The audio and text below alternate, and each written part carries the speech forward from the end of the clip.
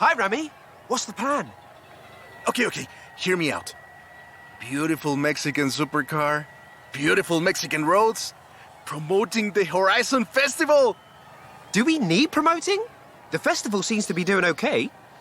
All right. I'll find someone else. That's not what I said. Of course I'll help you. I knew I could rely on you. Let's go!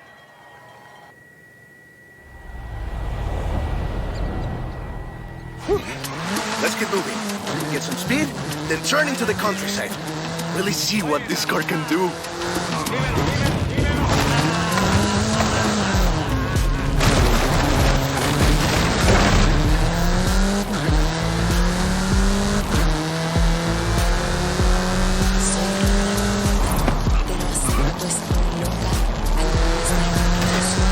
In 400 meters, turn right.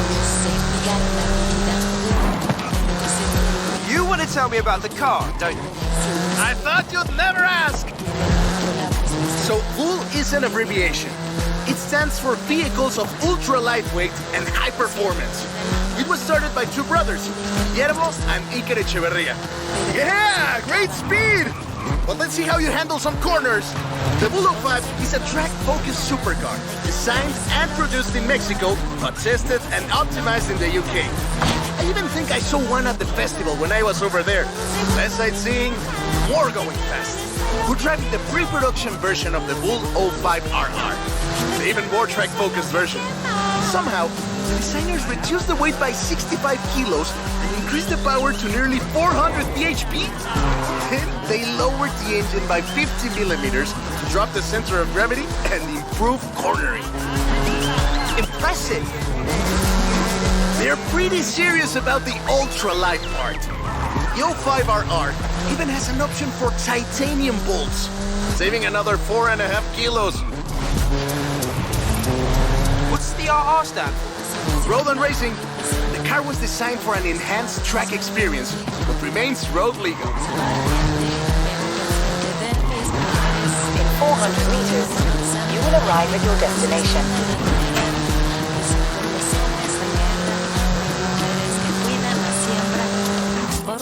Perfect. There's a couple of other things you can help out with, if it's not too much trouble. You're never gonna let me live that down on you. Call me.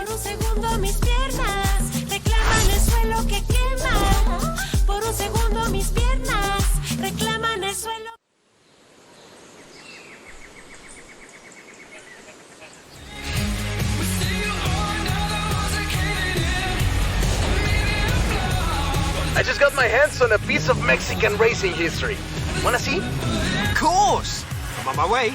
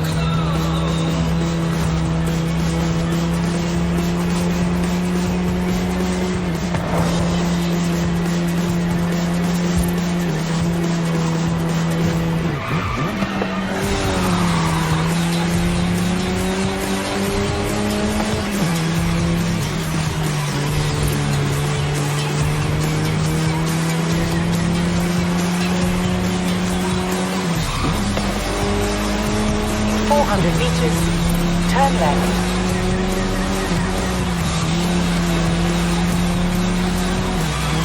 Turn left. It's loud. It's proud. It's Horizon XS.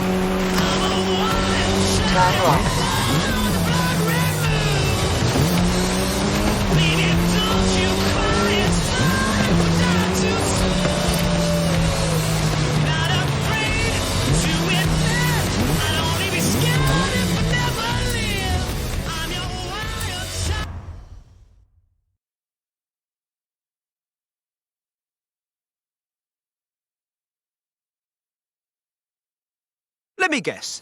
Today's episode of Mexican Automotive History with Ramiro is about the Baja 1000. You are very perceptive, my friend. This dune buggy was the first car to race here. Let's take it for a spin.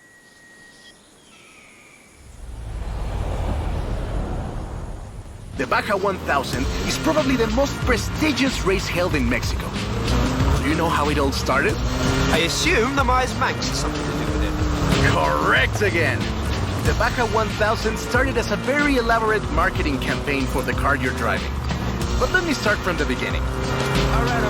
On the 22nd of March, 1962, Dave Eakins and Billy Robertson did the first real Baja run. They went from Tijuana to La Paz in 39 hours, 56 minutes on new Honda CL72 Scrambler motorcycles. So they probably were a bit sore afterwards. They got a lot of media coverage though. A year later, Myers started to work on a prototype buggy he called Old Red in his garage in Newport Beach. It was based on the VW Beetle, and it paved the way for what we know as buggies. Cars that are built for off-roading using the Beetle as a donor chassis. But I guess they wanted even more publicity because in April 1967, Myers decided to make an attempt at breaking Eakins' record. And it worked! Myers did it in 34 hours and 45 minutes, beating Eakins for more than 5 hours. The rivalry was known as Bug Meets Bike in Baja. Sounds like something you did back in the UK, doesn't it?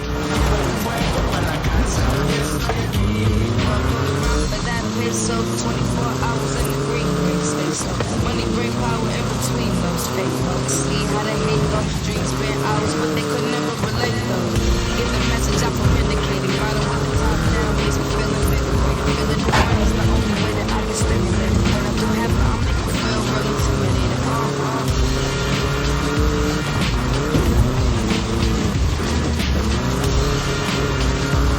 Alright, Jack. Isn't it enough for us to get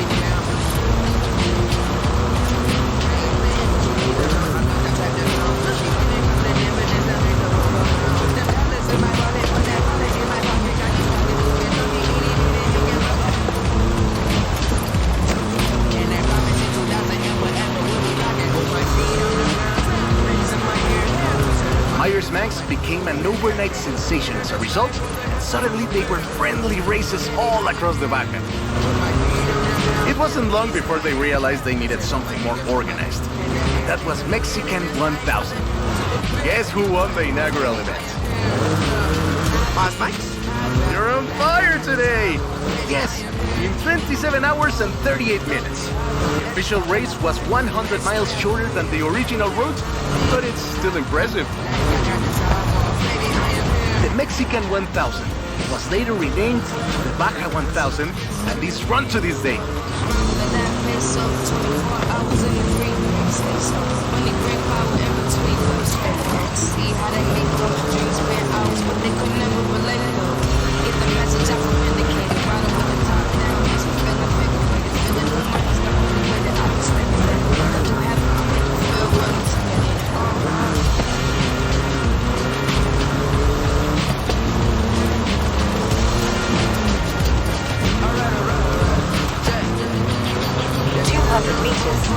Turn left.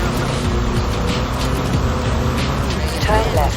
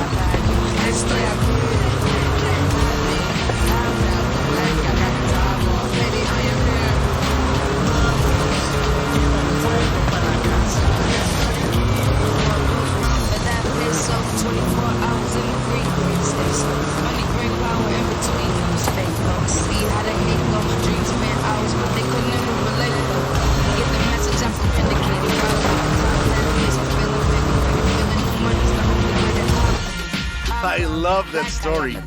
My abuela used to tell it to me at least once a year. Lleva el fuego pa' la casa. Y estoy aquí.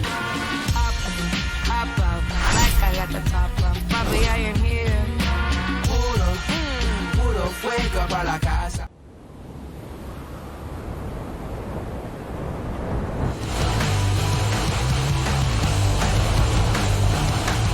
Hey, come quick! Papa Fernando needs your help! Okay. I'll be right there. Turn left.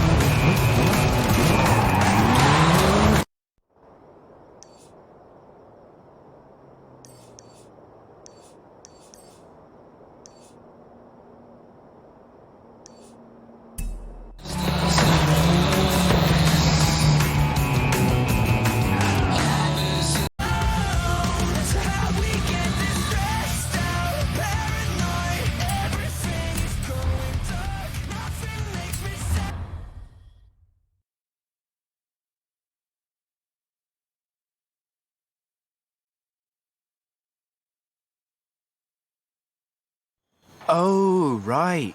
I get it now. To be honest, though, it was me who needed your help, not Papa Fernando. I can't fault that logic. Who are the other racers? It's this new street racing crew that's been hanging around. I think they're here to see what you can do. Let's show them.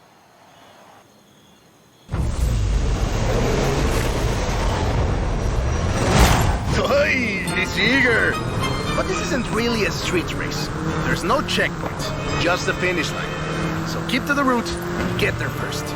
Keep it up. We'll win this.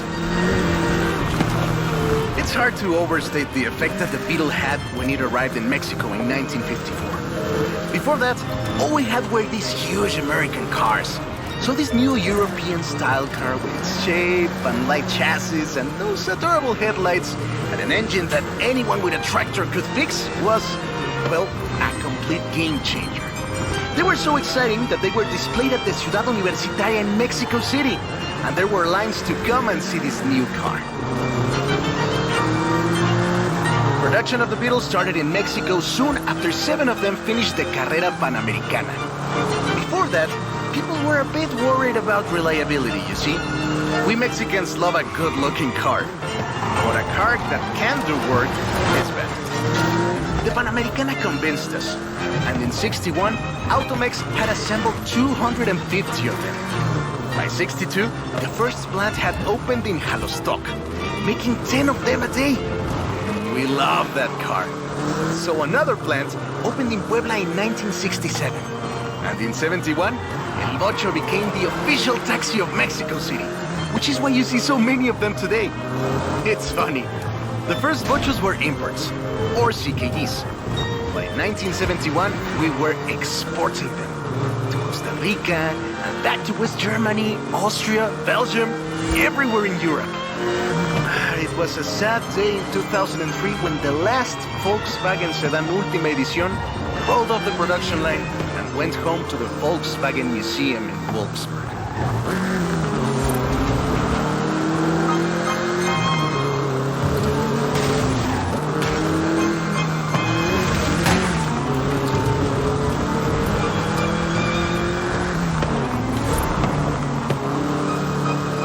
Now that's more like it.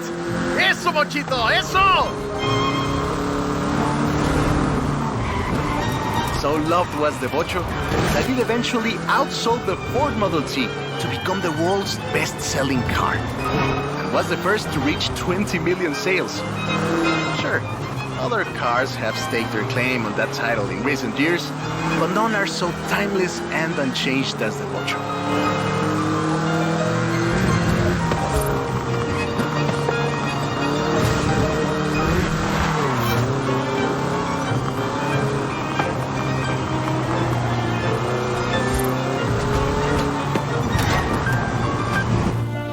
That is a great car.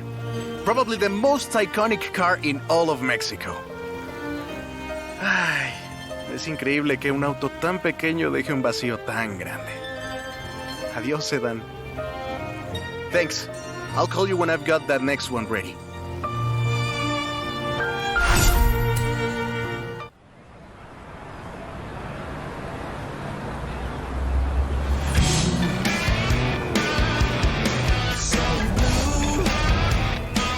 I have a brilliant idea.